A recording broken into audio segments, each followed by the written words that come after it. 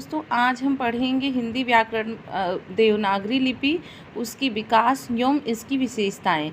तो हम देखते हैं देवनागरी लिपि का विकास और इसकी विशेषताओं के बारे में। तो स्टार्ट करते हैं कि देवनागरी लिपि का सर्वप्रथम प्रयोग किस राज्य में हुआ माना जाता है।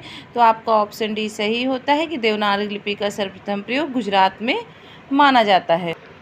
अब देवनागरी लिपि के बारे में जानते हैं कि देवनागरी का नामकरण विवादास्पद है। ज़्यादातर विद्वान गुजरात के नागर ब्राह्मणों से इसका संबंध जोड़ते हैं। उनका मानना है कि गुजरात में सर्वप्रथम प्रचलित होने से वहाँ के पंडित वर्ग अर्थात नागर ब्राह्मणों के नाम से इसे नागरी कहा गया है। अपने अस्तित्व में आने के तुरंत बाद इसने देवभाषा संस्कृत को लिपिबद्ध किया, इसलिए नागरी में देव शब्द जुड़ गया और बन गया देवनागरी। अब इसके अन्य महत्वपूर्ण तथ्य देखते हैं जो बहुत ही इम्पोर्टेंट है और परीक्षाओं में हमेशा पूछे जाते हैं। अगर ये वीडियो आपको पसंद आ रही है तो प्लीज़ चैनल को लाइक, शेयर और सब्सक्राइब जरूर कर दीजिएगा। देखिए, देवनागरी लिपि बाईं से दाईं ओर लिखी जाती है। जैसे हम दाईं से बाईं, तो ये देवनागरी लिपि क्या होता है, वो बाईं से दाईं ओर लिखी जाती है। एक ध्वनि के लिए एक ही वर्ण संकेत होता है। एक वर्ण संकेत से अनिवार्यता एक ही ध्वनि व्यक्त होती है। जो ध्वनि का नाम वही वर्ण का नाम होता है। जैसे बोला जाता है वैसे ही लिखा जाता है। देवनागरी लिपि की पूर्ववर्ती लिपियों में एक नाम गलत है। तो कौन सा नाम गलत है, इसमें क्या कहते हैं, देखिए आपके उत्तर प्रदेश असिस्टेंट प्रोफेसर परीक्षा 2019 में क्वेश्चन पूछा गया था, जिसमें हम सबको कॉमन नंबर मिला था। अब देखिए लिपि का विकास क्रम देखते हैं कि पहले ब्राह्मी फिर खरोष्टी। अब ब्राह्मी में कौन सी लिपि आई है, दक्षिणी शैली और उत्तरी शैली। अब उत्तरी शैली में क्या आई है, गुप्त लिपि आई है, और गुप्त लिपि में क्या आई है, कुटिल लिपि और सिद्ध मातृका लिपि। अब सिद्ध मातृका लिपि में आपका आता है देवनागरी लिपि, जिसको नागर लिपि भी कहते हैं, और शारदा लिपि।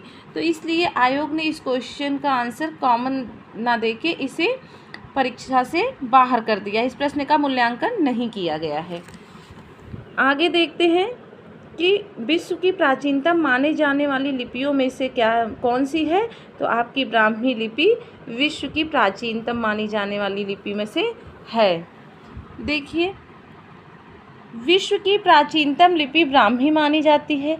यह वर्णमाला युक्त लिपि है। अब भारतीय लिपियां देखते हैं, ब्राह्मी और खरोष्टी।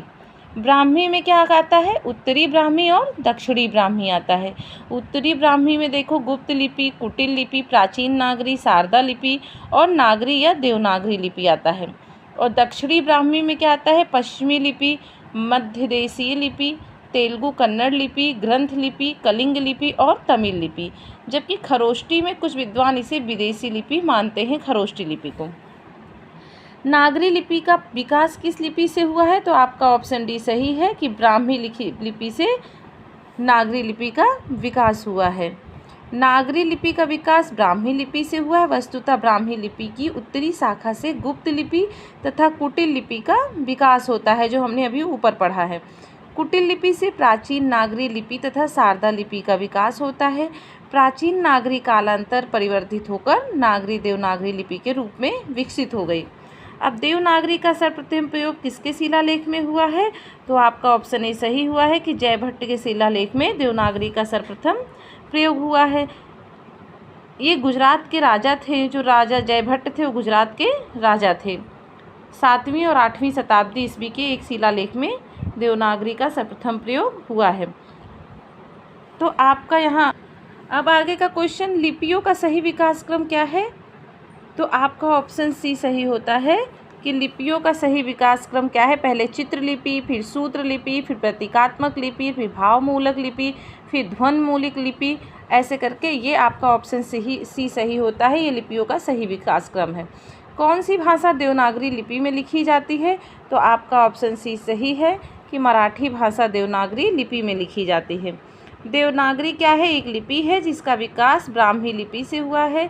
देवनागरी लिपि में अनेक भारतीय भाषाएं लिखी जाती हैं, जैसे संस्कृत, पाली, हिंदी, मराठी, कोंकणी, सिंधी, कश्मीरी, नेपाली, गढ़वाली, बोंडो, अंगिका, मगही, भोजपुरी, मैथिली, संथाली आदि भाषाएं देवनागरी में ही लिखी जाती हैं। नेपाली भारत के कुछ भागों तथा नेपाल में बोली जाती हैं। कुछ स्थितियों में गुजराती, पंजाबी, विष्णुपुरिया, मणिपुरी, रोमानी और उर्दू भाषाएं भी देवनागरी में लिखी जाती हैं। किस लिपि से देवनागरी लिपि का विकास हुआ? तो ये देखो कई बार क्वेश्चन पूछा गया है, ब्राह्मी लिपि से देवनागरी लिपि का विकास हुआ। हिंदी किस लिपि में लिखी जाती है? तो आपका ऑप्शन सही है सी, नागरी लिपि में।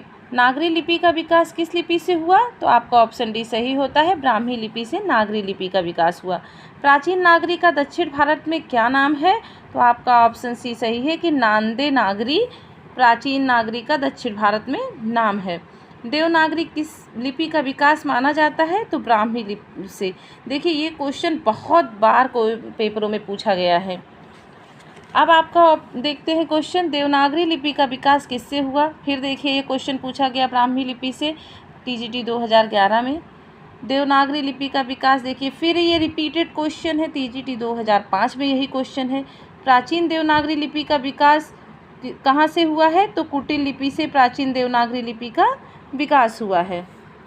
तो आपका यहाँ पे ये क्वेश्चन अब ख़त्म करते हैं। नेक्स्ट वीडियो में हम आगे के क्वेश्चन को लाएंगे। तब तक के लिए नमस्कार, धन्यवाद। प्लीज़ वीडियो पसंद आती है तो चैनल को लाइक, शेयर और सब्सक्राइब करना मत भूलिए।